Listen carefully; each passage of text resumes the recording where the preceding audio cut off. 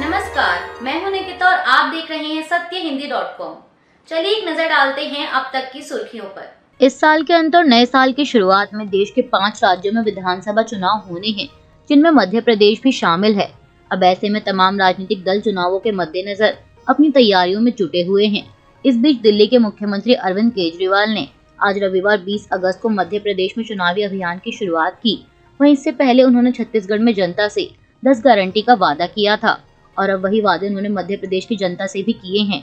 सतना में एक जनसभा को संबोधित करते हुए अरविंद केजरीवाल ने प्रदेश की बीजेपी सरकार पर हमला बोलते हुए मुख्यमंत्री शिवराज सिंह चौहान पर कटाक्ष किया कि प्रदेश में उनको मामा कहा जाता है, लेकिन मामा ने अपने भांजों के साथ धोखा किया।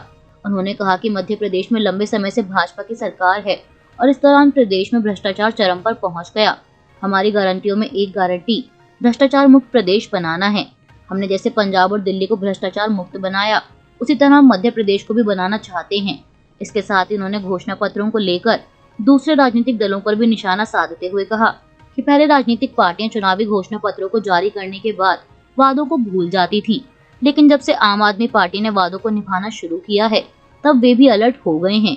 केजरीवाल ने कहा कि दूसरी पार्टियां हमारी नकल करती हैं। उन्होंने कहा कि जब से हमने घोषणा पत्र को गारंटी कहना शुरू किया, सारी पार्टियां भी गारंटी कहने लगी हैं। कांग्रेस सांसद राहुल गांधी द्वारा लद्दाख में चीनी सेना की घुसपैठ को लेकर दिए गए बयान के बाद से बीजेपी लगातार उन पर हमलावर है।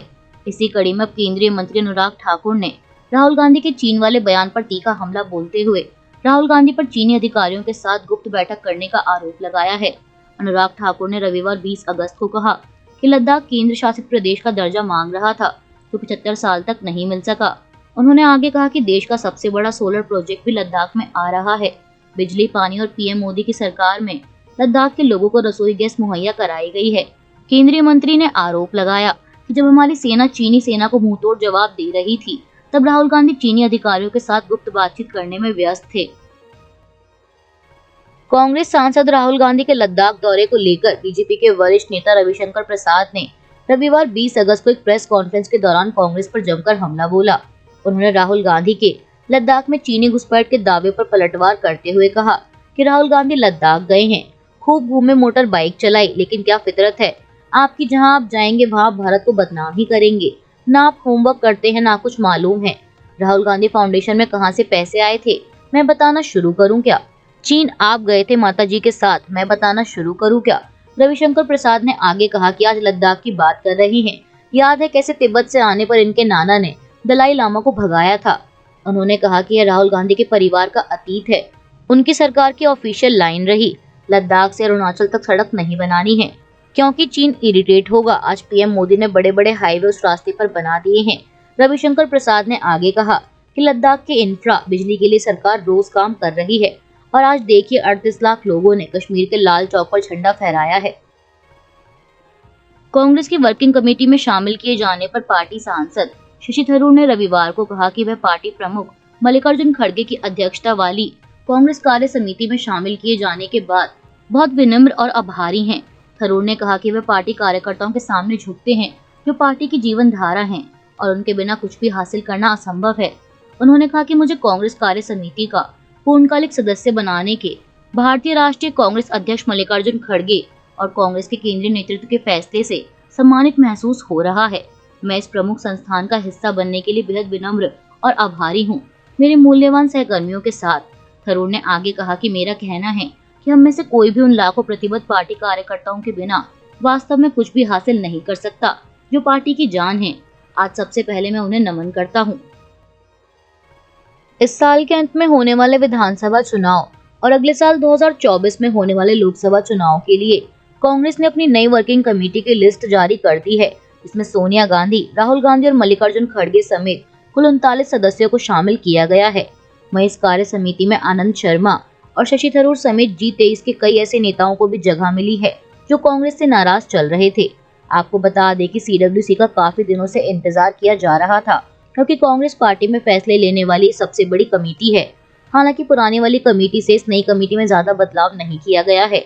CWC में मल्लिकार्जुन खड़गे, सोनिया गांधी, मनमोहन सिंह, राहुल गांधी, प्रियंका गांधी, AK एंटनी, अंबिका सोनी, अधीर रंजन चौधरी, दिग्विजय सिंह, चरणजीत सिंह चन्नी, आनंद शर्मा समेत कुल 39 नेता शामिल हैं।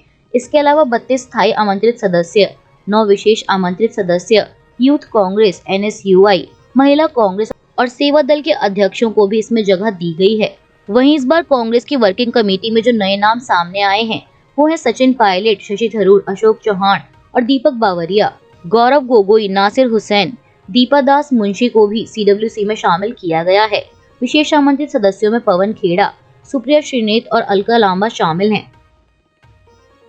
रूसी अंतरिक्ष एजेंसी रोसकॉस्मोस ने बताया कि लूना 25 अंतरिक्ष यान दुर्घटनाग्रस्त हो गया है और इस लूना 25 के क्रैश होने को रूस के लिए बड़ा झटका माना जा रहा है।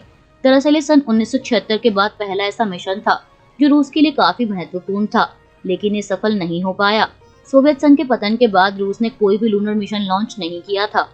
एजेंसी ने बताया कि लूना 25 प्रपोल्शन मैन्यूवर के समय चंद्रमा की सतह से टकरा गया। एजेंसी की तरफ से जारी बयान में कहा गया है कि 19 अगस्त को लूना 25 उड़ान कार्यक्रम के अनुसार इसकी प्री लैंडिंग अंडाकार कक्ष बनाने के लिए इसे गति प्रदान की गई थी। स्थानीय समय अनुसार दोपहर करीब 2:57 पर लूना 25 का कम्युनिकेशन सिस्टम ब्लॉक हो गया और इस वजह से कोई भी संपर्क कायम नहीं हो पाया। आपको बता दें कि शनिवार को ही रोसकॉस्मोस ने बताया था कि लैंडिंग से पहले लूना 25 में कुछ तकनीकी समस्याएं आने लगी थी। एक बयान में रोसकॉस्मोस ने कहा कि उपकरण एक अप्रत्याशित कक्षा में चला गया और चंद्रमा की सतह से टकराने के बाद उसका अस्तित्व खत्म हो गया। केंद्रीय सतर्कता आयोग की हाल ही में जारी की गई वार्षिक रिपोर्ट के अनुसार पिछले साल भ्रष्टाचार की सबसे ज्यादा शिकायतें केंद्रीय गृह मंत्रालय के अधिकारियों के खिलाफ आई हैं। इसके बाद रेलवे और बैंक अधिकारियों के खिलाफ शिकायतें मिली हैं।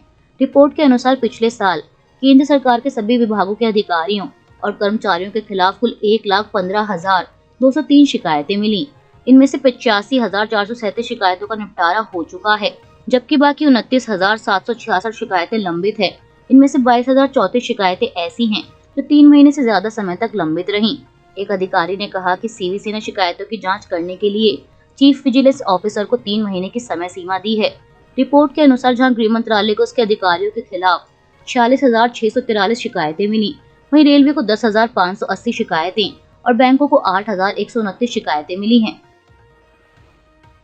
केंद्रीय गृह मंत्री अमित शाह ने आज रविवार 20 अगस्त को मध्य प्रदेश की राजधानी भोपाल में आयोजित एक कार्यक्रम को संबोधित करते हुए राज्य का रिपोर्ट कार्ड पेश किया और साथ ही कांग्रेस पार्टी पर निशाना साधा।